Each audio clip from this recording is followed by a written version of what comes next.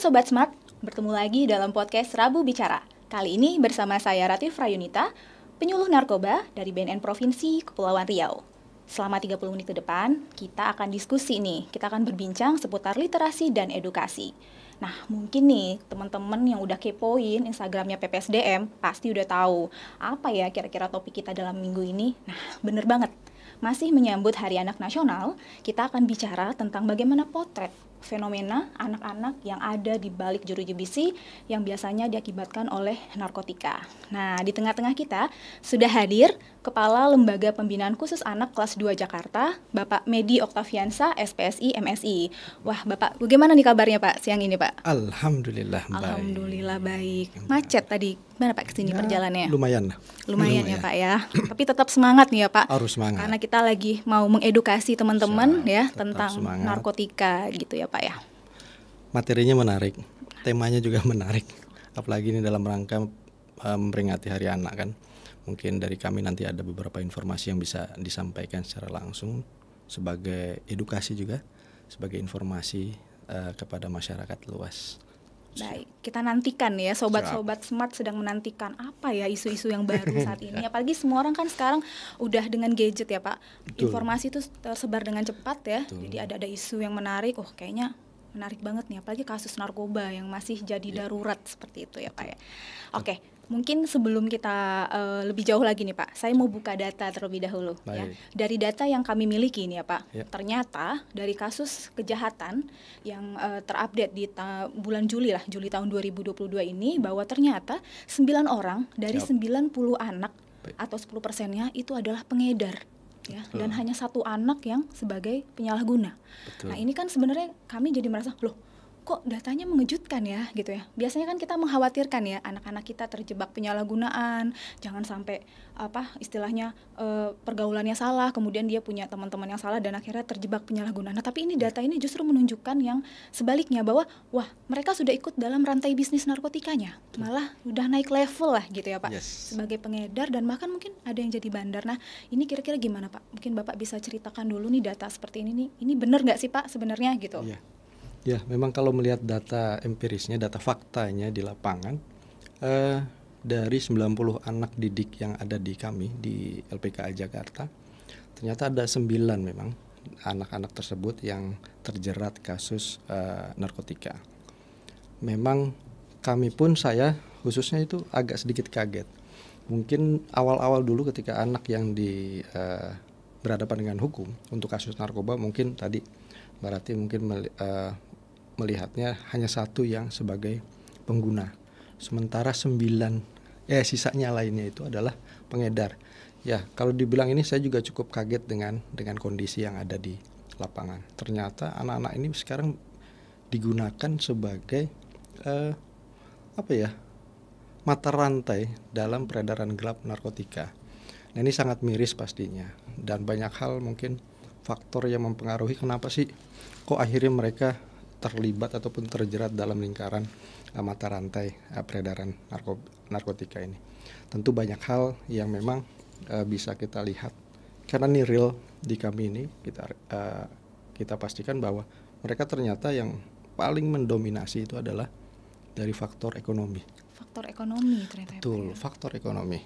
Ya, ketika mereka berada di lingkungannya, kemudian ada kebutuhan dasar yang harus mereka penuhi.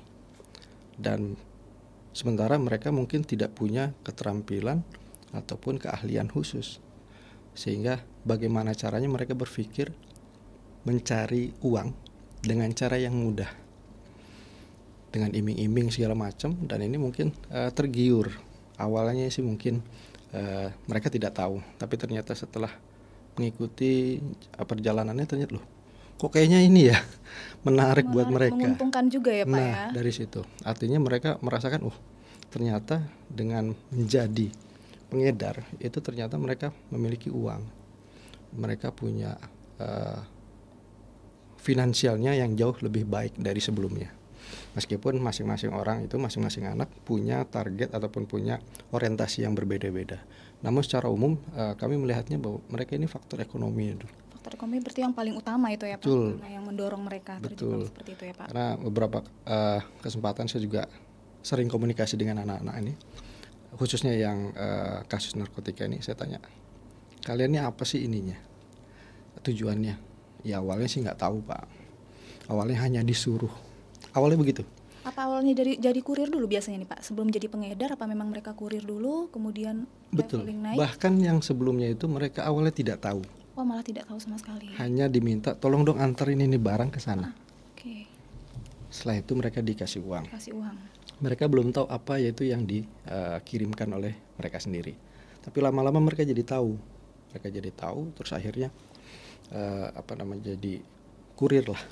Nah ini juga cukup miris ketika anak-anak usia rentang 14 hingga 18 ini sudah dijadikan komoditas oleh para pengedar ataupun bandar yang besar, bahwa anak-anak ini lebih memungkinkan untuk mereka melakukan transaksi yang mungkin dinilai oleh mereka yang besar itu kurang bisa terdeteksi.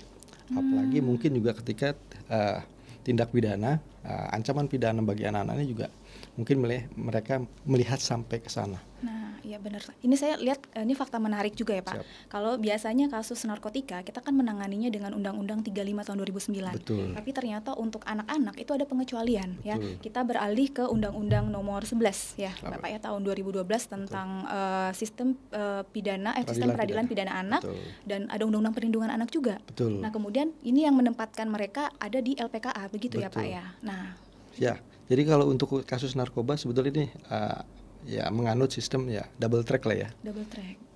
Dari tindak pidana yang mereka lakukan, khususnya terkait dengan Undang 35 2009 ini, tapi mereka juga dibatasi dengan Undang-Undang 11 12 ini tentang sistem peradilan pidananya. Kemudian juga ada Undang-Undang tentang perlindungan anak.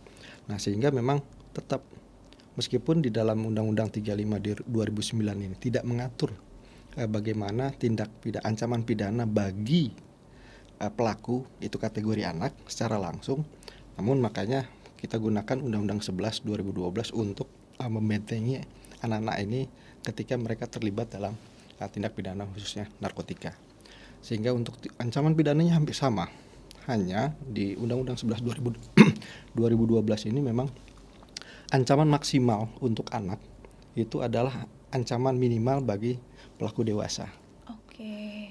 Jadi pasal berapapun yang dikenakan untuk tindak pidana bagi anak, itu ancaman maksimalnya adalah ancaman minimal untuk pasal yang dia Pelaku yang dewasa. betul seperti itu. Nah ini kan sebenarnya berarti memang sudah jadi regulasi di negara kita ya Pak. Ya, bahwa memang sudah aturannya beginilah gitu ya. Nah kalau saya melihat seperti ini kan artinya kasus-kasus narkotika, kasus penyalahgunaan narkoba yang menyasar usia anak dan remaja ini akan terus tidak akan ibaratnya akan terus berkembang karena si bandar tadi atau pelaku bisnisnya sendiri itu melihat celah hukum ini. Betul. Nah itu gimana Pak? Apakah sejauh ini mungkin sudah ada upaya mungkin dari pemerintah untuk merevisi atau apa kira-kira yang sekiranya ini juga bisa memberikan efek jera bagi bandar ini terutama, tapi tetap memberikan perlindungan karena anak-anak ini kan tadi di awal Bapak sampaikan mereka awalnya nggak tahu, terus karena cuma disuruh nitip lama-lama nggak dapat uangnya mungkin ya Pak, lumayan nih ngisi GoPay gitu ya Pak, gitu kan isi Shopee Pay lah gitu kan. Nah ini kira-kira ada nggak Pak sejauh ini yang sudah dilakukan gitu Pak? Iya, menilik kasus yang saat ini terjadi memang sudah kami pun saya secara pribadi juga sangat miris melihat banyaknya anak-anak ini yang pelakunya itu pelaku tindak pidana khusus narkotika ini justru naik kelas semua. Ya bayangkan kalau dari 9 anak itu hanya satu yang sebagai pengguna, sementara sisanya itu adalah pengedar, kan ini sudah ada pergeseran. Artinya pemanfaatkan ataupun menjadi anak ini sebagai komoditas untuk pelaku pengedar yang besar ini memang harus segera bisa memberikan perlindungan. Salah satu contohnya mungkin lebih banyak bagaimana kita memberikan sosialisasi kepada anak-anak. Tidak di dalam lingkungan sekolah saja, tapi di lingkungan sosial. Kenapa? Karena ketika sosialisasi yang dilakukan oleh pemerintah dalam lingkungan sosial saja, ternyata pelaku-pelaku yang saat ini ada di kami itu tidak semuanya itu mengikuti pendidikan formal di luar. Oke. Artinya ada yang putus sekolah, atau memang tidak melanjutkan, atau memang dia tidak mau sekolah, dan seterusnya. Artinya ini upaya-upaya ini dalam rangka untuk memberikan perlindungan kepada anak, sehingga tidak muncul lagi kasus-kasus lainnya sebagai pengedar narkotika bagi anak-anak. Karena kalau ini tidak dilakukan upaya yang masif oleh lembaga-lembaga ataupun pemerintah, ini saya khawatir ini justru nanti semakin berkembang lagi. Karena kasus terbaru yang ada di kami itu, ini anak ini itu sebagai, kalau istilah mereka itu kuda. Jadi mereka mengirimkan kurir. Cuma hasil tangkapannya, barang bukti yang diterima itu jumlahnya lumayan fantastis. Nilainya kalau dirupiahkan itu, secara dikonversikan ke nilai rupiah itu hampir 2 miliar. Wow. Ini saya kaget. Ini kasus baru yang ada di kami. Ketika saya ngobrol, berapa banyak kamu barang bukti yang disita? Ada 2 kilo lebih, Pak. Kalau dirupiahkan berapa itu? Ya kurang lebih 2 miliar, Pak. Dari sini aja saya cukup tercengang gitu loh. Seorang anak, usianya bahkan dia itu kemarin kalau enggak 16-17 tahun. 16-17 tahun, anak ini sudah membawa barang yang nilainya bukan jutaan lagi atau ratusan, Ya, Pak, ya? miliaran bahkan. Dan ini kan kasus yang cukup wow. Bahkan dia berani membawa itu dari luar kota ke Jakarta. Artinya kan ini, waduh, ini anak-anak. Terus saya tanya, apakah kamu tahu itu? Ya awalnya sih mengaku nggak tahu. Namun ternyata, kamu tahu kan itu? Iya, Pak, tahu. Cuma ketika saya tanyakan, waduh, fantastis lah dengan kondisi yang nyata ini. Maka saya berpikir seluruh kementerian, lembaga ataupun pemerintah dalam hal ini, mulai dari hulu hingga hilir memang harus terus bergerak cepat. Ya tujuannya kan bagaimana anak-anak ini terlindungi. Dan satu hal yang diutamakan bagi anak-anak ini, bagaimana anak-anak bisa menjadi generasi penerus bangsa ini. Kalau tidak ada upaya yang masif dari seluruh stakeholder itu, pemerintah maupun lembaga yang lainnya, mau dibawa kemana nih anak-anak kita nih? Mau diapain nih anak-anak kita nih? Apalagi dengan kasus-kasus yang lebih marak lagi seperti ini. Miris, jelas. Tapi memang menurut saya harus ada upaya-upaya yang masif dan maksimal. Dan ini mungkin tidak hanya periodik, tapi memang rutin harus dilaksanakan. Bagaimana upaya tidak hanya sosialisasi, tapi juga secara langsung terjun. Kemudian juga bagaimana mencegah, mungkin bagi yang pengguna itu juga bisa kita lakukan rehabilitasi dan penjelasan kepada mereka agar tidak jauh lagi nih keterlibatan dia kan itu. Tadi kan saya menyoroti tentang Bapak sampaikan ya bahwa untuk penanganan ataupun upaya yang dilakukan pemerintah dalam menangani situasi ini adalah lebih kepada preventif, pencegahan. Artinya salah satunya melalui sosialisasi. Berarti kita menyasar anak-anak yang sehat, anak-anak yang jangan sampai nih ya kita datang ke sekolah dan sebagainya. Nah, apakah upaya-upaya ini cukup, Pak? Karena kan kalau tadi saya lihat yang kasus terbaru Bapak ya, kan tadi ada anak usia yang mungkin baru 16-17 tahun, bahkan dia sudah bisa bermain dalam bisnis narkotika. Saya yakin mungkin dia tahu betul ini ya, apalagi dia tahu nilai uang yang dia peroleh dari situ, dan dia sangat berani ya Pak bawa dari luar kota. Nah ini kan kalau sudah sampai menyasar ranah yang seperti ini, nah pasti pendekatan yang dilakukan akan berbeda nih Pak, gitu ya Pak. Nah itu kira-kira sejauh ini apakah upaya yang sudah dilakukan LPKA gitu? Apakah LPKA memang turunnya ketika sedang proses sistem peradilan, kemudian anak-anak itu sudah masuk, atau termasuk juga tadi untuk kegiatan pencegahan tadi itu secara kontinu dilakukan dan punya peta lah istilahnya, kawasan-kawasan nih, mungkin ada kawasan rawan tertentu, misalnya kayak Jakarta sendiri kita bicara, mungkin ada kawasan-kawasan tertentu yang identik, misalnya anak-anak jalanannya ngelem dan sebagainya. Nah, ini gimana Pak sejauh ini nih yang sudah dilakukan LPKA sendiri untuk menangani situasi ini Pak? Kalau merujuk kepada organisasi kami di Lembaga Pembinaan Khusus Anak, memang posisi kami ini berada di hilir, di ujung. Artinya proses yang di hulu ini memang bukan menjadi ranah utama kami. Kami hanya menerima mereka yang setelah putusan pengadilan itu yang memang menjatuhkan si anak ini harus menjalani masa pidana di dalam LPKA. Namun upaya-upaya lain memang ketika ada kegiatan ya kami harus bersosialisasi. Contohnya minggu lalu staf saya juga melakukan sosialisasi tentang bahaya narkotika di SMK. Ini sudah kami lakukan. Mungkin tapi kapasitas kami hanya menjelaskan bahwa jangan sampai kalian ini terjerat dalam lingkaran narkotika, peredaran narkotika. Kenapa? Kalau memang sudah terjerat kemudian terbukti, kalian akan masuk ke LPKA nih. Jadi cerita di dalam Betul. jeruji besi ini ya yang Pak yang disodorkan ke mereka ya Pak ya, biar jadi, mereka agak takut juga gitu ya Pak ya. Jadi memberikan informasi secara langsung kepada mereka bahwa jangan sampailah kalian itu masuk ke dalam penjara kalau dulu ya, kalau sekarang LPK. Sehingga upaya yang bisa kami lakukan ya sebatas memberikan edukasi, informasi, dan mungkin upaya untuk jangan sampai lah kalian itu menjalani pidana di dalam LPK. Karena namanya di lingkungan yang sangat terbatas pasti nggak enak. Sehingga itu upaya yang bisa kami lakukan. Namun ketika mereka sudah berada di LPK, baru kewajiban utama kita adalah memberikan pembinaan kepada mereka.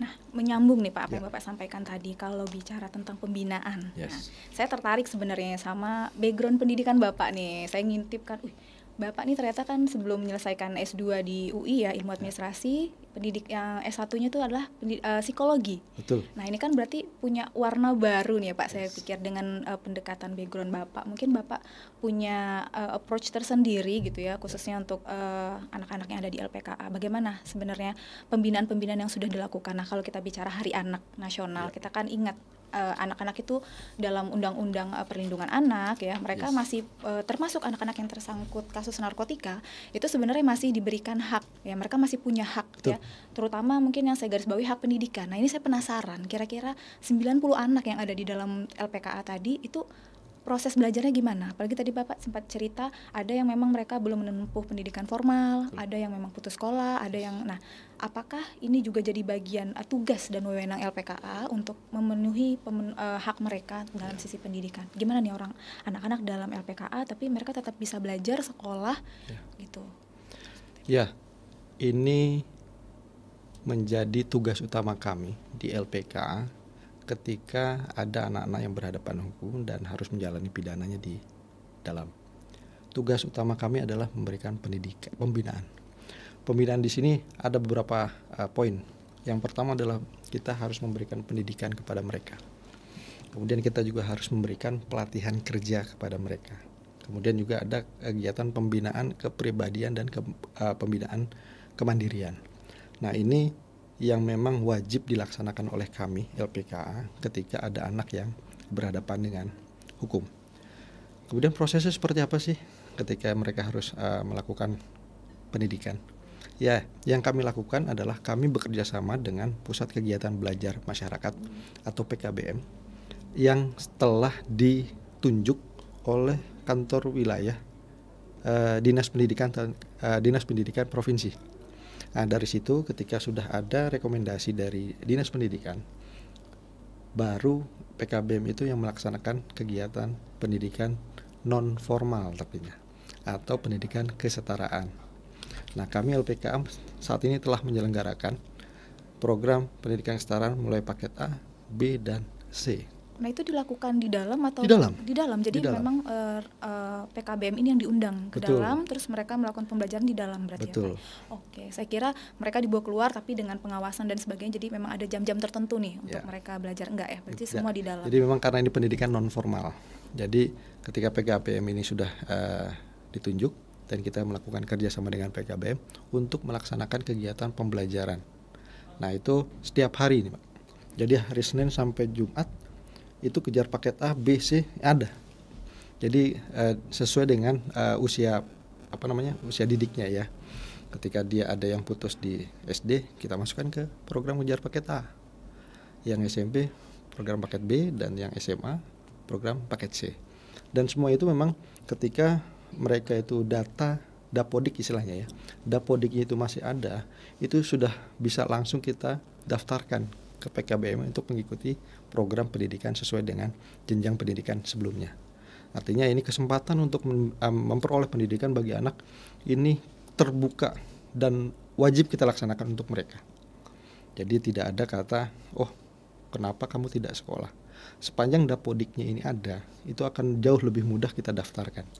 Tapi ketika dapodiknya ini, katakan yang bersangkutan sama sekali nih belum pernah sekolah nih, tetap bisa kita ikut sertakan untuk kita daftarkan, sehingga dapodiknya ini bisa muncul. Tapi bagi yang sudah ada, ya sudah kita ikut sertakan di kegiatan pendidikan non formal ini bagi mereka. Artinya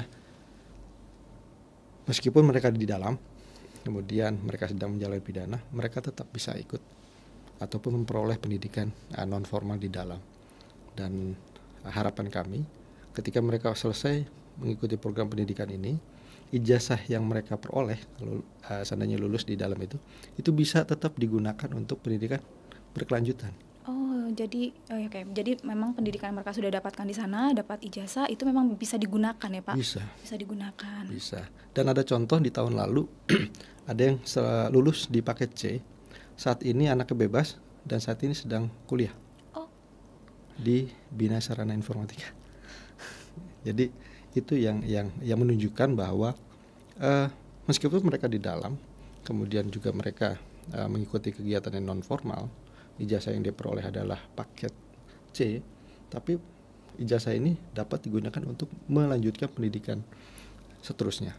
Artinya meskipun berada di dalam LPKA, mimpi mereka, rencana mereka untuk menjadi lebih baik lagi itu tidak tertutup. Artinya track recordnya, saya sebenarnya penasaran juga nih Pak dengan anak-anak yang terjebak kasus kejahatan khususnya narkotika, kemudian menjalani masa pidana di dalam tahanan dan akhirnya keluar gitu ya, tadi dapat ijazah. Aksesnya sejauh ini seperti apa Pak? Akses mereka untuk ketika mereka sudah keluar dari LPKA, akses mereka untuk memperoleh diterima secara sosial lah kehidupan mereka, apakah ada historis yang muncul dalam data-data mereka mungkin yang akan menyulitkan mereka untuk kayak tadi kan Bapak bilang mereka melanjutkan pendidikan, ada yang kemudian memperoleh pekerjaan karena di dalam lapas di dalam LPKA sendiri juga dibekali skill untuk kerja, itu tidak ada Pak.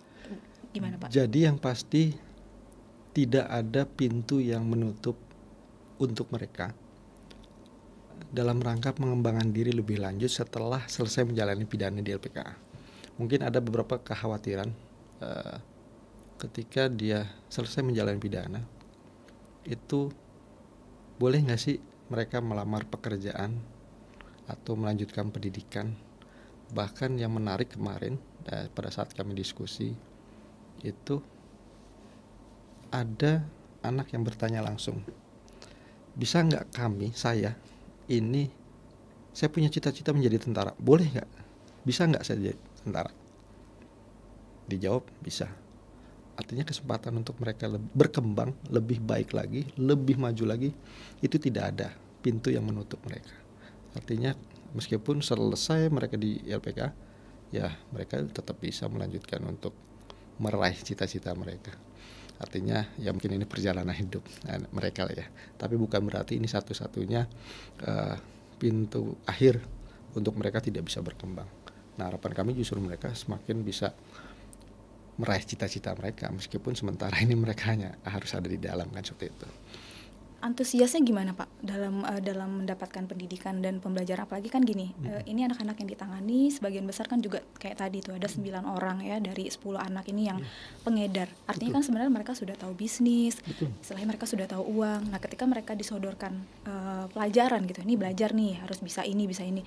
Kira-kira gimana ya, apalagi mereka kan sudah berangkat dari kondisi yang mereka secara finansial ya, kalau kita udah tahu duit nih, udah tahu cuan gitu ya.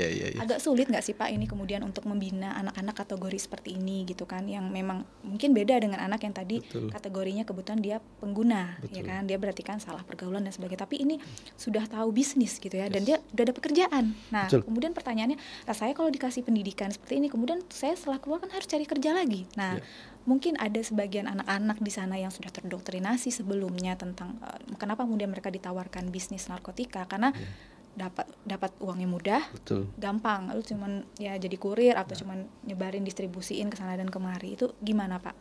Iya. Sejauh ini antusias mereka. Kalau antusiasme mereka dalam mengikuti kegiatan pembelajaran, ya mungkin agak berbeda dengan anak-anak yang berada di pendidikan formal di luar, di sekolah formal di luar. Namun di sini yang perlu ditegaskan kepada mereka adalah ini kesempatan yang luar biasa buat kalian bisa memperoleh pengetahuan lanjutan. Kalau sebelumnya itu terputus karena tersandung kasus tindak pidana, tapi di sini kalian justru kita undang untuk mengikuti pembelajaran. Kan kalau dari dalam kan mereka tinggal duduk manis saja. Buku sudah disediakan. Bahkan gurunya yang datang kan. Artinya guru yang nyamperin murid, bukan murid yang nyamperin gurunya. Artinya sejauh ini yang saya ketahui secara langsung, mereka senang.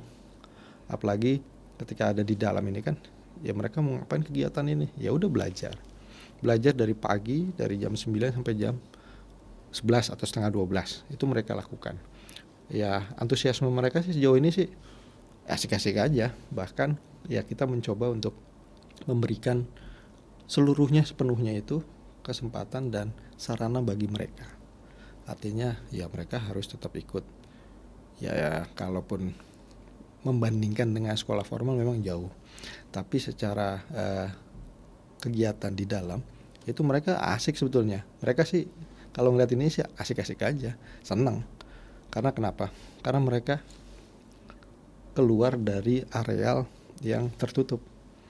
Ketika tidak mengikuti kegiatan, mereka harus hanya ada di kamar dan areal sekitar itu. Nah, ketika mereka ikut kegiatan ini, kan mereka bisa jalan nih keluar dari itu, bisa ngelihat situasi yang berbeda, bisa lebih bebas lah seperti itu dalam suasana yang jauh berbeda. Artinya sejauh ini mereka senang. Bahkan kalau ya ujian nasional atau ujian UTS atau UAS itu ya mereka sih asik-asik aja, asik-asik, seneng-seneng aja gitu lah. Bahkan menurut saya memang nggak ada beban berlebih sih, mereka hanya tinggal ikut aja. Tapi berarti di sini ada tantangan juga nih ya Pak, sepertinya untuk para pendidik yang karena kan menghadapi anak-anak yang mungkin secara pola pikir gitu mereka kan tadi saya sampaikan mereka sudah tahu bisnis, jadi mungkin ketika harus diberikan pengetahuan yang dasar atau misalnya tentang mereka kurang nih dalam pendidikan formal, mereka harus dibekali ini karena belum lulus ini nih.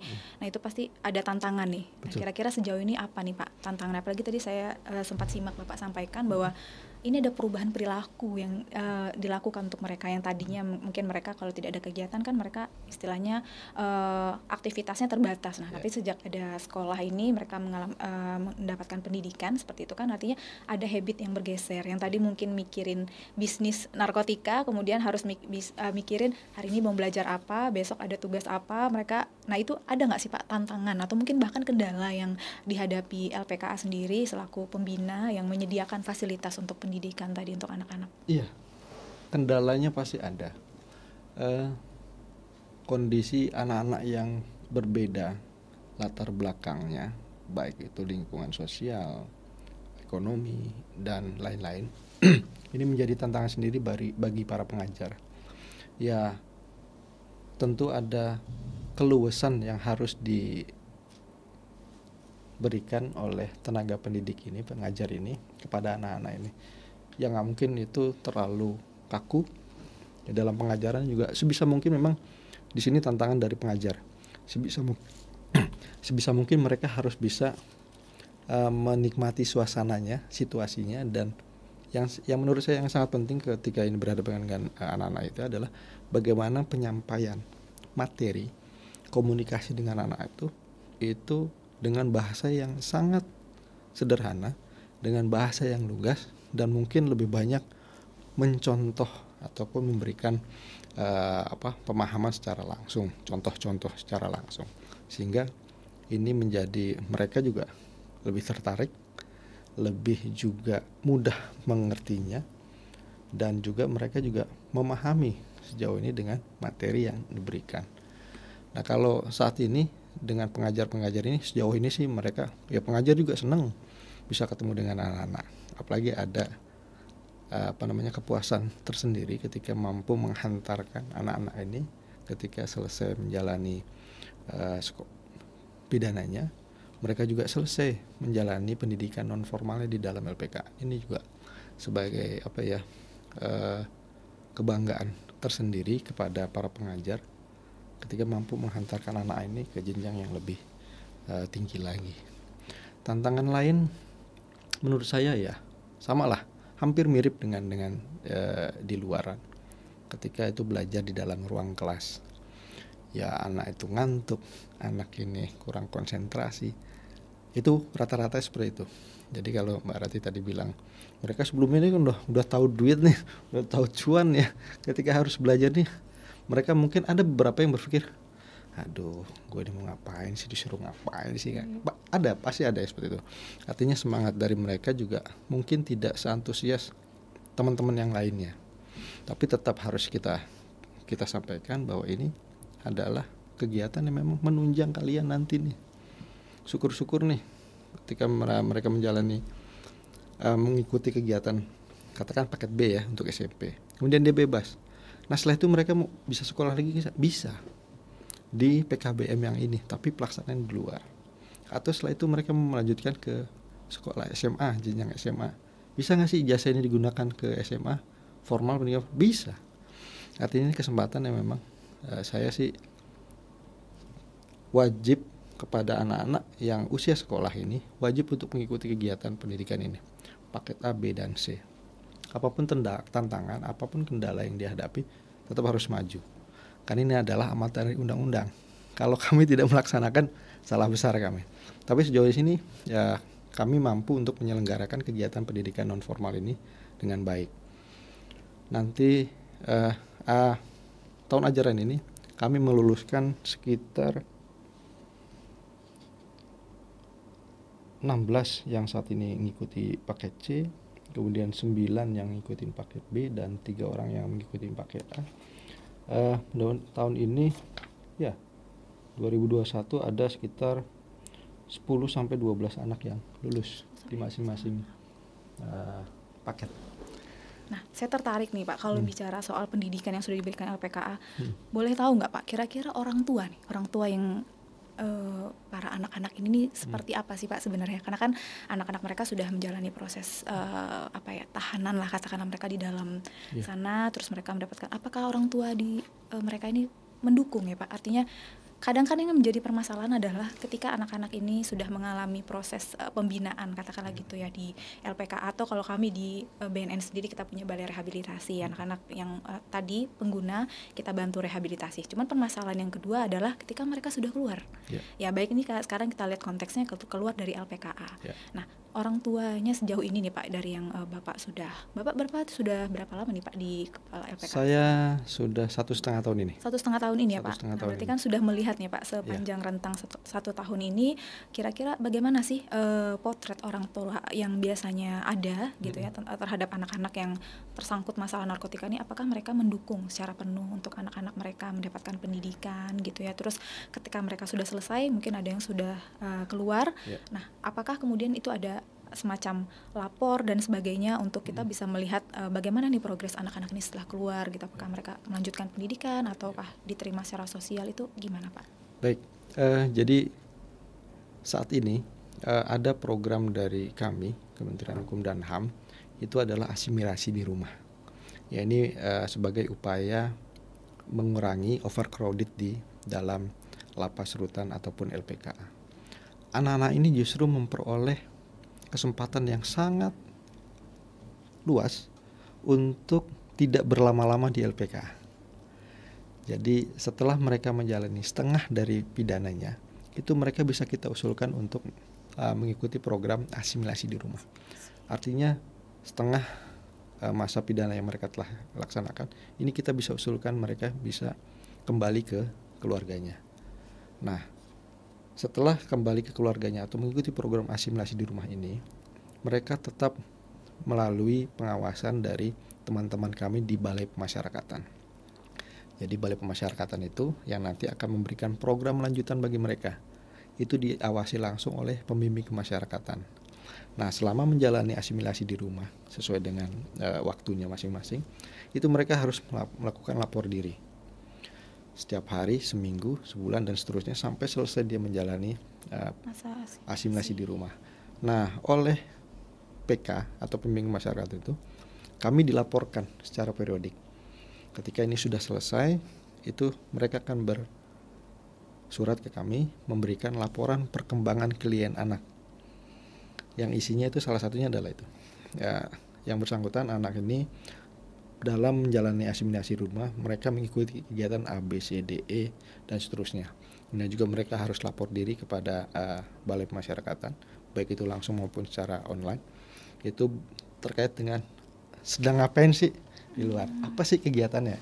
Jadi itu tetap terprogram. Jadi berkelanjutan ya Pak. Betul. Pembinaan ini sampai mereka di luar pun Betul. tetap ada. Nah, ketika mereka membutuhkan misalkan ada butuh pelatihan kerja lanjutan, nah Balai Pemasyarakatan ini dapat menyelenggarakan itu atau merekomendasikan kepada balai latihan kerja pemerintah maupun swasta yang ditunjuk untuk mengakomodir kebutuhan klien ini, anak ini. Nah, artinya orang tua mana sih yang tidak mendukung ketika anak-anaknya itu meskipun setelah menjalani pidana di dalam itu mereka tetap bisa melanjutkan kegiatan yang positif di luarnya. Artinya mereka tetap bisa mencapai cita-citanya. Bahkan ada contoh nyata.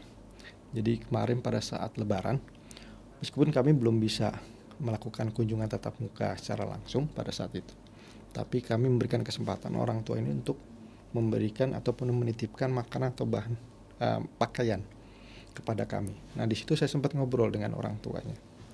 Ketika saya tanya siapa orang tua dari siapa, oh dari si A. Kemudian bahkan saya sampaikan, oh bapak orang tuanya si A. Iya. Kenapa sih Pak? Saya ini nggak tahu itu Pak, ya biasalah. Ikut-ikutan teman-temannya atau ya karena diajak dan seterusnya. Terus sekarang anak saya udah bisa apa ya Pak ya? Saya bilang, menurut Bapak anak Bapak itu sekolah nggak? Nah itu Pak, anak saya itu dari dulu nggak mau sekolah. Kenapa Pak? Nggak tahu. Jadi pernah masuk sekolah, terus dia nggak betah, terus dia keluar. Terus pernah masuk? Nggak pernah Pak. Terus kondisi sekarang gimana Bapak kalau mau tahu? Ya itu Pak, si anak ini itu ternyata buta huruf. Jadi Usia 15 tahun masih buta huruf. Tahun. Nah, Bapak tahu anak Bapak seperti apa? Iya. Bisa baca nggak deh Pak? Enggak Pak. Tahu kondisi sekarang Pak? Kenapa Pak? Anak Bapak itu sudah bisa baca di dalam. Gitu Pak. Gimana caranya? Nah itu. Karena kami memberikan pengajaran, pendidikan bagi mereka, bagi dia. Dia kita ajarkan untuk membaca. Mulai mengenal huruf, abjad, angka, dan seterusnya sampai membaca. Bahkan kemarin saya tes sama dia itu kan. Kamu sudah baca? Bisa Pak, tapi pelan-pelan. Gak apa-apa. Tapi artinya di sini adalah bagaimana kami mencoba memang harus lebih care dengan mereka, harus memberikan peluang yang sebesar-besarnya bagi mereka untuk jauh lebih baik lah. Artinya kalau tadinya tidak bisa baca menjadi bisa baca. Kan ini kan ya memang kami menjalankan program itu untuk mereka. Dan respon dari orang tuanya tuh yang benar Pak, udah bisa, alhamdulillah Pak, meskipun belum lancar tapi yang bersangkutan udah bisa mengeja dan membaca pelan-pelan. Alhamdulillah Pak kalau gitu, terima kasih. Artinya ya mereka juga kaget kalau mereka oh ternyata di dalam bisa. Iya Pak, di dalam itu tetap kita kasih pembelajaran, pendidikan, ya bahkan baca tulis Latin aja nggak bisa di usia 15 tahun kan cukup miris. Tapi saya sampaikan kepada teman-teman, coba yang seperti ini harus menjadi perhatian, concern kita lebih jauh lagi. Artinya bagaimana mereka yang sebelumnya tidak bisa menjadi bisa, yang sebelumnya bisa menjadi jauh lebih bisa. Artinya lebih mengembangkan kemampuan mereka sesuai dengan usia perkembangannya. Ya ini ya memang ya ada informasi ataupun pengetahuan yang sebelumnya saya dapat di pendidikan formal. Ya ini coba saya terapkan sedikit demi sedikit dengan lingkungan yang asik, Pak. sebetulnya asik Ini asik ya Pak. asik. Nah ini banyak yang nggak tahu. Nah kayaknya sendiri Sobat Smart sendiri juga tidak banyak yang tahu bahwa selama ini ternyata di dalam LPKA itu ada pembinaan, ada pendidikan, ya ada perubahan perilaku lah. Karena kan selama ini yang kita lihat ya Pak, mungkin banyak yang lihat di media sosial dan sebagainya kan aksi-aksi pemukulan, ya anak-anak ini mengalami kekerasan dan sebagainya di dalam LPKA sendiri. Nah itu kan akhirnya tadi ya orang tua tadi mungkin kaget ya, mungkin yang dia tidak punya ekspektasi bahwa anaknya yang tadinya malah buta huruf kemudian sudah punya kemampuan membaca katakanlah gitu, tapi ternyata menyadarkan gitu ya bahwa LPKA sendiri hadir di sini untuk tidak hanya sebagai tempat pembinaan saja, tetapi juga ya bertanggung jawab moral juga nih untuk menjamin mereka ketika keluar dari LPKA. Bahkan sebetulnya tidak hanya pendidikan, yang utama memang pendidikan, tapi kita juga memberikan pelatihan keterampilan bagi mereka. Saat ini kami di LPK Jakarta melaksanakan kegiatan keterampilan. Yang pertama ada keterampilan tata boga, membuat roti. Kemudian juga ada keterampilan merosting kopi. Kemudian juga ada keterampilan di bidang perikanan, pertanian.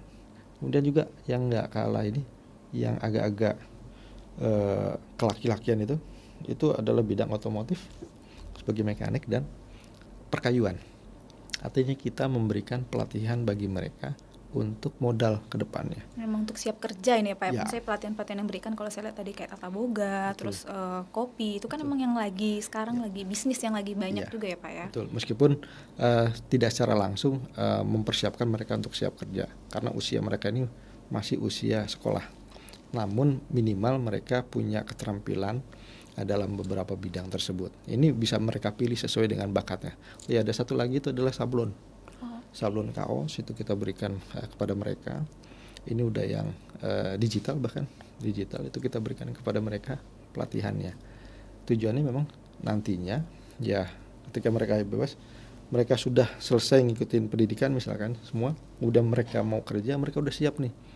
Ketika kembali ke masyarakat, mereka sudah tahu saya harus bagaimana dan saya harus kemana. Mereka udah bisa menentukan pilihan perjalanan hidupnya selanjutnya, sehingga kesempatan buat mereka itu sebetulnya di dalam itu ya maaf kegiatan mereka banyak, sibuk.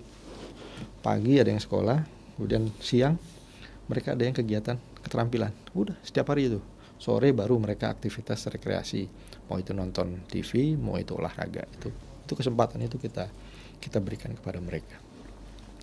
Ya jangan sampai sih yang itu masuk ya, cuma saat ini kondisi yang ada kami bisa menyampaikan bahwa mereka punya berbagai aktivitas yang tujuannya satu biar mereka juga tidak jenuh, yang kedua juga mereka bisa tetap memperoleh pengetahuan dan kemampuan, mengasah kemampuan mereka lebih baik lagi. Ya nggak diem aja, enggak lah gitu, kasihan lah nanti ya. Oke, Pak. Ini luar biasa ya Pak, ini artinya sudah memberikan insight luar biasa juga ke teman-teman Sobat Smart kita, jadi akan lebih tahu nih ternyata penanganan di LPKA ini seperti apa, dan tadi Bapak sudah menjelaskan sangat detail sekali ya, sampai awal sampai akhirnya gimana gitu ya. Nah ini terakhir ya Pak, pertanyaan saya Pak, kira-kira nih Pak, apa yang Bapak bisa sampaikan nih kepada kita semua, terutama orang tua, ya kan, kita mengantisipasi agar anak-anak kita kemudian tidak terjebak dalam penyalahgunaan, apalagi bisnis narkotikanya. Betul.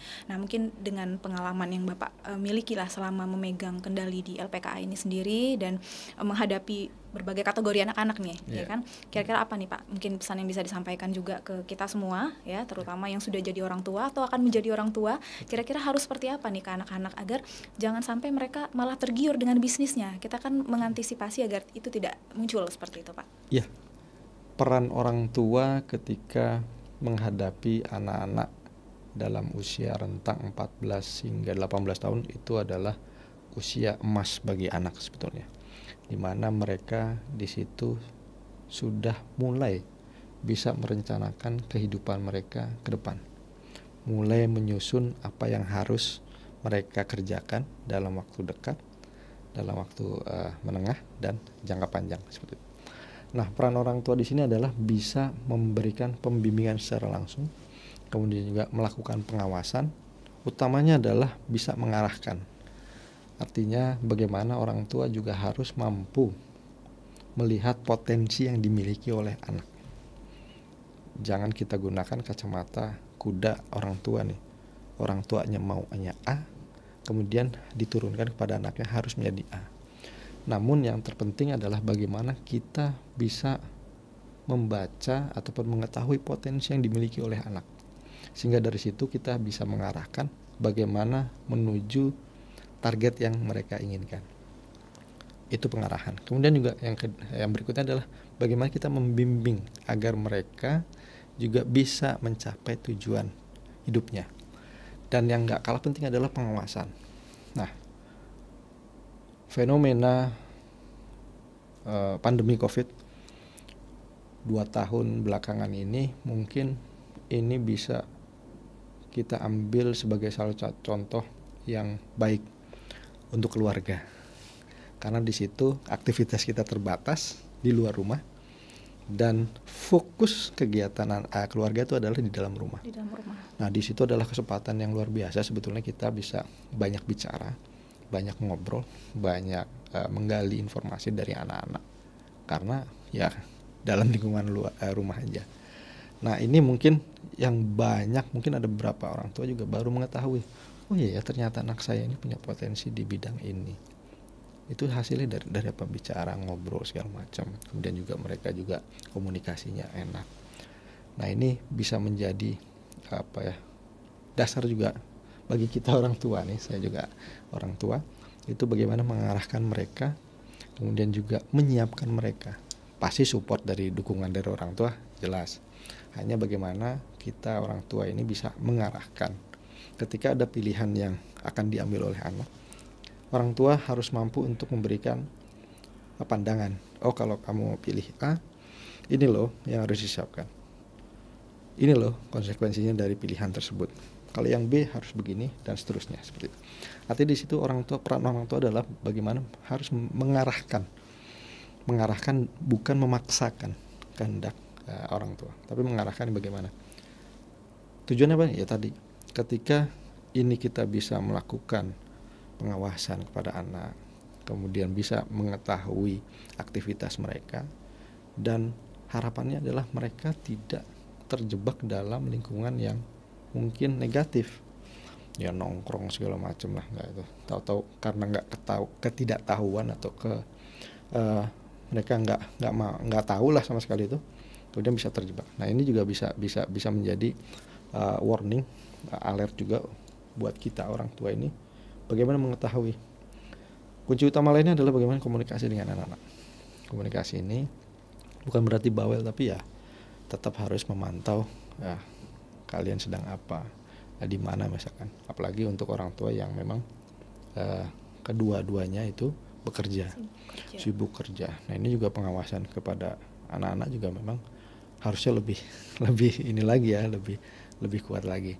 Tapi saya juga berharap kepada para orang tua juga dapat selalu memberikan pengawasan dalam aktivitas sehari-hari, kemudian juga bisa melakukan lebih banyak ngobrol dengan anak-anak, lebih banyak bicara dengan anak-anak ya, dengan hal-hal yang sepele, dengan memperhatikan hal-hal yang mungkin dianggap sepele bagi anak-anak, tapi ini menjadi hal yang luar biasa buat mereka ketika ada perhatian khusus yang lebih dari orang tua.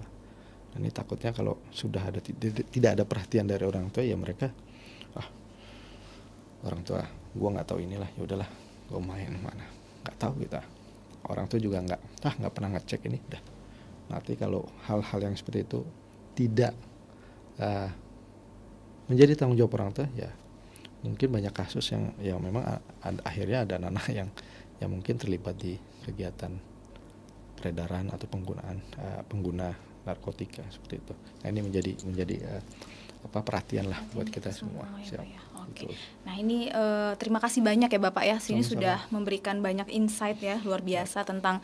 Jadi kalau saya bisa simpulkan ya dari apa yang kita sudah sama-sama obrolin nih dari awal sampai akhir tadi, bahwa semua itu dimulai dari dalam keluarga. Betul. Ya kan ya Pak? Dengan adanya tadi komunikasi yang baik ya, bagaimana orang tua bisa mengenali anak, potensi, mengarahkan, mengawasi ya, dan kemudian memberikan kebebasan anak untuk kemudian memilih apa yang menurut mereka terbaik untuk mereka. Betul. Tapi tetap memberikan pengawasan ya. Jangan kemudian nanti setelah terlambat ya, kita malah hanya bisa mengawasi dari luar karena selanjutnya diawasi oleh LPKA. Iya, Jangan sampai gitu jangan ya, Pak. sampai. Jangan sampai gitu ya, Pak ya. Sampai. Artinya ini semua peran dimulai dari keluarga dan tentunya ini sudah memberikan banyak gambaran kepada kita semua masyarakat ya, tentunya tentang bagaimana penanganan kasus narkotika terutama bagi anak, dan kita tentunya sebagai orang tua tidak ingin anak kita menjadi korban penyalahguna atau lagi terlibat bisnis narkotikanya, pengedar bahkan bandar gitu ya, Pak. Oke Bapak, terima kasih banyak Pak atas kehadirannya di siang hari ini gitu ya Pak, sudah meluangkan waktu dan wah memang benar-benar berbeda ya sentuhan psikologi ini yang benar-benar akhirnya mengubah pendekatan ke anak-anak ya, dari bagaimana menangani teman-teman atau anak-anak kita yang ada di lapas atau di LPKA ini sendiri.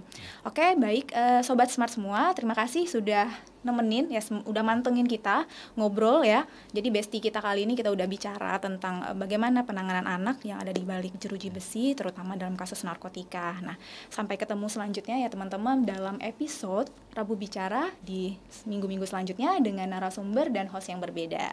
Saya Ratih Frentasari, mohon pamit. War on Drug, speed up, never let up. Oke, terima kasih banyak Pak. Terima kasih Mbak.